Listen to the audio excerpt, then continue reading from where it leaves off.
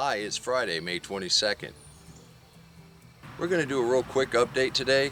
The subscriber submissions have been just rolling in. And you know what?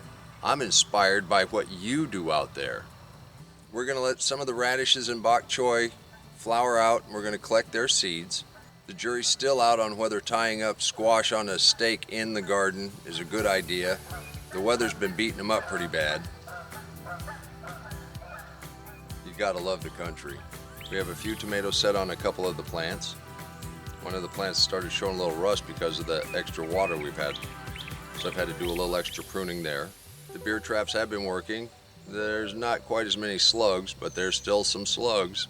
The electric fence seems to have shut down all of the four-legged pests. As you can see, the deep mulch is still keeping the weeds at bay.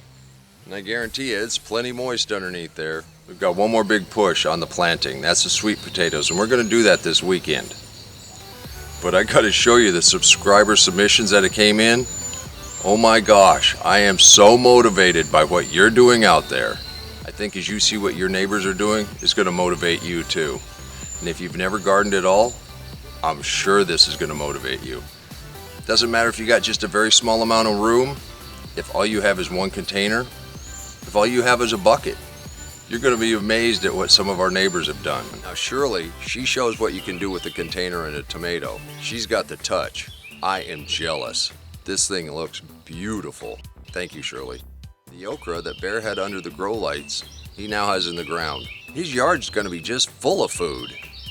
You asked a question, is it too late to plant cilantro? You can have it planted outside most of the year. So I'm going to say no, it's not too late or too early. Pole beans have started going up the trellis.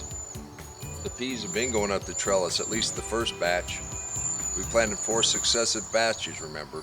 From our very first subscriber submissions, Corey was a little behind. Family was in quarantine. Our prayers must have helped. Raya, who is 18 months old, I think she's telling Dad she's got this. Courtney is doing a great job. This is going to be a beautiful garden once it fills out. What a clever way to recycle a crate. You've seen my buckets. Brian sent in his rendition of a bucket garden that his wife asked him to build. But Brian has a variety of vegetables and looks like a raspberry plant. Brian, this looks great. Thank you for your submission. I guess his daughter had a school project, which was this cabbage. Oh my gosh, this thing is huge. Now Les's garden is a raised bed, about 22 feet by 22 feet. It's a little more traditional. He made it through the frost. He used a trick that his grandma told him, putting buckets over the tomatoes. If you like what you've seen today, please subscribe. One of the questions I've been asked is, how much does it cost? It doesn't cost anything to subscribe to YouTube. It does help the analytics, which helps me continue to produce these kind of videos. Right now, I'm doing this for free. I think it's great, and I want to keep doing it.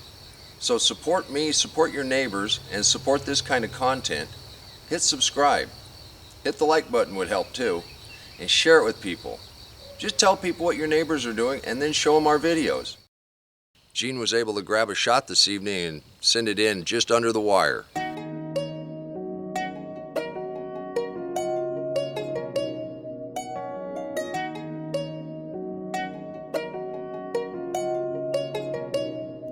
Baby, I need to know, I cannot wait.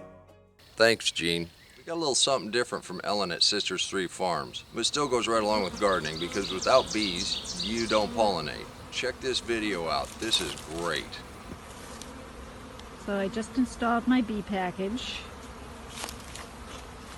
It's got a front feeder on. They're flying around. They're looking for she's inside. These are the ones I couldn't shake out. I wanted to do it this morning while it was still a little bit cool so I could get most of them in there, which I think I did. So I'll come back in about 3 hours or later on this evening and make sure all of them are out of the box and check on them. Thank you, Ellen. From what I understand, Ron and Kathy have been at this for a while. They've had a couple years where their entire raised bed system was decimated by bugs.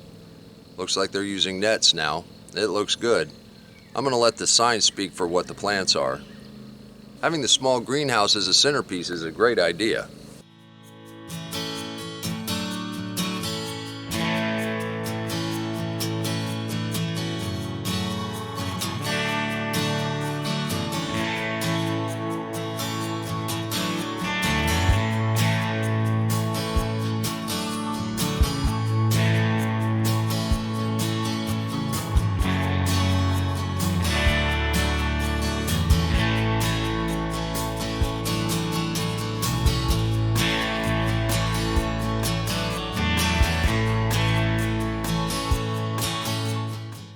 They planted the broccoli very early this year, and look what they got. This is awesome. Julie sent in some pictures of what she affectionately calls Grandma's garden. Julie and her brother Wes and granddaughter Anna, they found some pictures of a garden that Joanne liked. Julie found them, Wes and Anna built it, and this is what they came up with.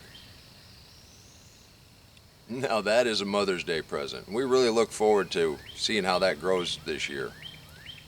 And I understand if anybody's interested in something like that, Wes figured out how to build it. I can put you in contact with him.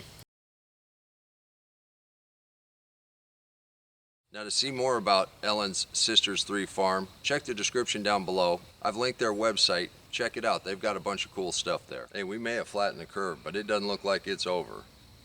You got to watch out for yourself and take care of your family. Come garden with me. Actually, come garden with us. Message me on Facebook. Send me some photos. We'll celebrate your successes. Come on, let's plant.